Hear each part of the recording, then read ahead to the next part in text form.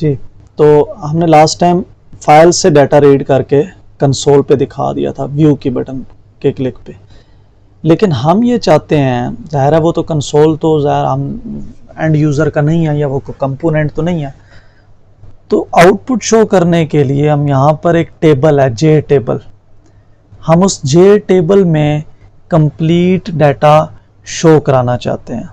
तो जिस तरह बटन एक कंपोनेंट है, टेक्स्ट फील्ड एक बटन एक कंपोनेंट है, इसी तरह जे टेबल भी एक कंपोनेंट है। तो यहाँ पे जहाँ हमने और बहुत से कंपोनेंट्स बना रखे थे इनिट GUI के अंदर, वहीं पे हम एक कंपोनेंट बना रहे हैं जे टेबल, इसको मैं T1 कह रहा हूँ, न्यू जे टेबल। अब इस जे टेबल को मैंने वहाँ एक्सेस करना है, इसलिए मैं इसको डिक्लेयर बाहर करता हूँ इनिट GUI से बाहर, ताकि मैं उसको एक्शन परफॉर्म वाले फंक्शन के अंदर इस्तेमाल कर सकूँ। T1 यहाँ से इसको हम ख़त्म कर देते हैं। अब गौर से देखिएगा ज़रा, इस जगह पे जहाँ डाटा ये मैं कंसोल पे शो कर रहा हूँ और इस जगह पे भी मैं हेडर शो कर रहा हूँ, मैं ये चाहता हूँ कि ये जे टेबल में नज़र आए। तो उसके लिए ये जो टेबल है T1, इस T1 से डॉट गेट मॉडल, मैंने उसका मॉडल हासिल करना है टेबल का, जो जे टेबल हमने ऊपर बनाया था। अब अगर आप यहाँ पर देखें, जे टेबल का जब मैंने गेट मॉडल हासिल किया है, डॉट गेट मॉडल, तो ये मुझे जे टेबल रिटर्न करता है। ठीक है,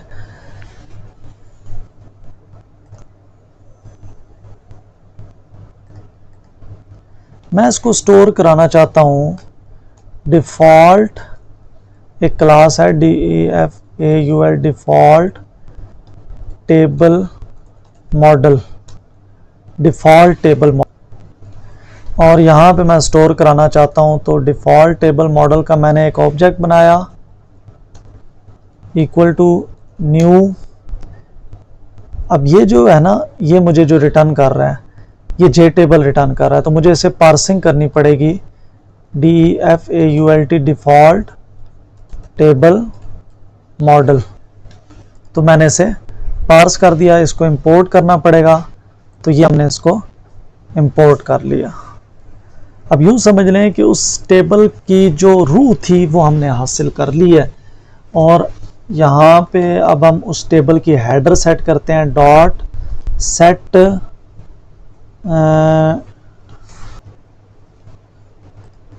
set column identifier, column set column identifier. Column identifier को अरे चाहिए, अरे हमारे पास कौन सी है, COLUMNS, कॉलम्स। ये देखें, ये वाले जो कॉलम्स, अब ये देखें, ये हमें फर्स्ट जो रो है वो मिलेगी, और फर्स्ट रो हमारी कॉलम्स की हेडिंग्स थी। तो ये हमारे पास हमने मॉडल का जो कॉलम आइडेंटिफायर था, यानी कॉलम के जो लेबल थे, वो सेट। अब हमने फर्स्ट रो ऐड करनी है,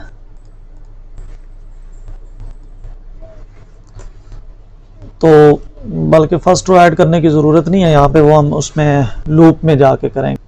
अब लूप में आपने MODL डॉट ऐड रो, इसको भी अरे चाहिए होती है, और वो हमने अरे पास कर दिया, ये वाली C1। रो का R कैपिटल नहीं होने की वजह से एरर था। तो ये हमने, यानी कि पहले हमने ये C1 को यहाँ अलग अलग प्रिंट कर रहे थे, अब ये हमने पूरी रो हमने इसको पास कर दिया। इसकी आउटपुट देखें अब। अरे यहाँ पे हमने जो जे टेबल बनाया, इसको हमने फॉर्म में ऐड नहीं किया, और उसका हमने वो उसकी जो पोजीशन है वो भी नहीं सेट की। तो डॉट ऐड T1 और इसकी पोजीशन सेट करनी है जी, इसको हमने सेट बाउंड करना है। तो लास्ट पे हमने बटन ऐड किए थे, ये B2। तो बटन के बाद यहाँ पे हम T1 डॉट सेट बॉन्ड कर देते हैं और यहाँ पे अब y की वैल्यू क्या होनी चाहिए, y ऑलरेडी 300 तक जा चुका है, 350 कह देते हैं और x जो है वो हम 50 कह देते हैं जी। अब देखें ज़रा इसको, ये व्यू पे क्लिक किया तो ये डाटा हमारा ये नज़र आ गया है, लेकिन इसका थोड़ा सा साइज़ कम नज़र आ रहा है तो उसकी विड्थ और हाइट हम चेंज करते हैं। ये जो T1 है इसकी विड्थ और हाइट को हम ये कह देते हैं कि विड्थ जो है वो हम कह देते हैं जी 200 और हाइट जो है वो ज़्यादा रखनी है क्योंकि ज़ाहिर है वो डाटा होगा वो शो करना है, 400 कह देते हैं जी। अब इसकी आउटपुट देखें ज़रा, और व्यू किया तो ये देखें ये नज़र आ गया। अभी भी इसकी विड्थ थोड़ी सी कम है तो विड्थ को 200 के बजाय 300 कह दें। अब उसके सारे कॉलम्स हमें शो हो जाने चाहिए इसमें, ये देखें जी। लेकिन एक प्रॉब्लम है, कॉलम की हेडर शो नहीं हो रहा, तो हेडर शो नहीं हो रहा उसका शायद अब ये लाइन जो कॉलम आइडेंटिफायर है इसको कर देना चाहिए था, लेकिन अगर ये नहीं कर रहा तो हम एक काम करते हैं कि जिस तरह हमने ये रो ऐड की है ना, ये रो ऐड की है, इसी तरह हम यहाँ पे एक रो ऐड कर देते हैं और उसको हम पास कर देते हैं कॉलम्स,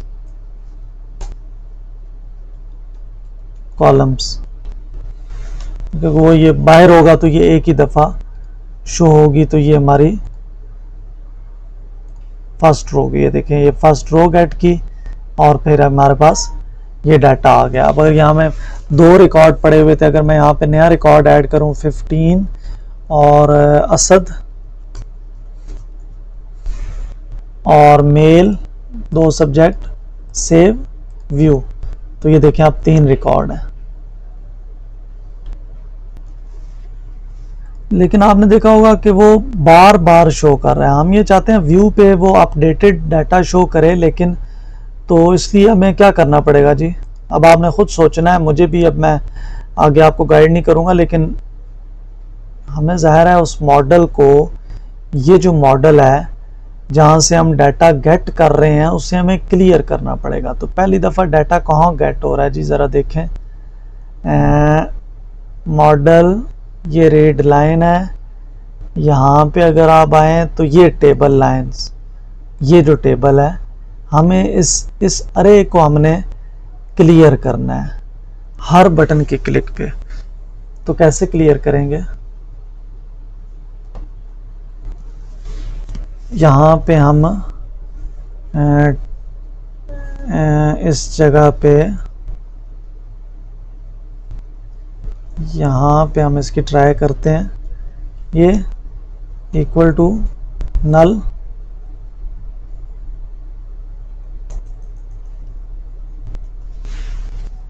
जी। तो अब देख लेते हैं हम इसको,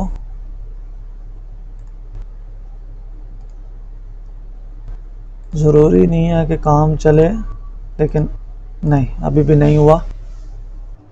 नहीं तो इस वक्त अभी जो प्रॉब्लम आ रहा है कि हमारा जो टेबल है वो रिफ्रेश नहीं हो रहा हर दफ़ा, ये देखें। तो उसके लिए हम लिखेंगे model dot set row count 0, ताकि वो उसकी रो काउंट को 0 कर दे। अब इसकी आउटपुट ज़रा देखें तो वो डाटा को डुप्लीकेट नहीं करेगा, यहाँ पर देखें ये।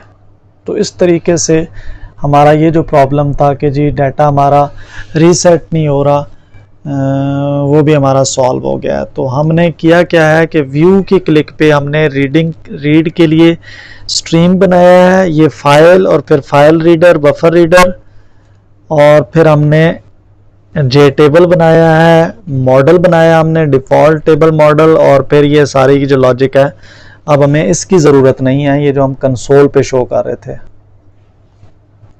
यहाँ पे भी जो हम कंसोल पे शो कर रहे थे इसको हम ख़त्म कर देते हैं। अब हमारा टेबल जो है वो फुली फंक्शनल है, हमारी फाइल में जितना भी डाटा होता है वो सारे का सारा गेट होके हमारा जो टेबल है वो फिल हो जाता है।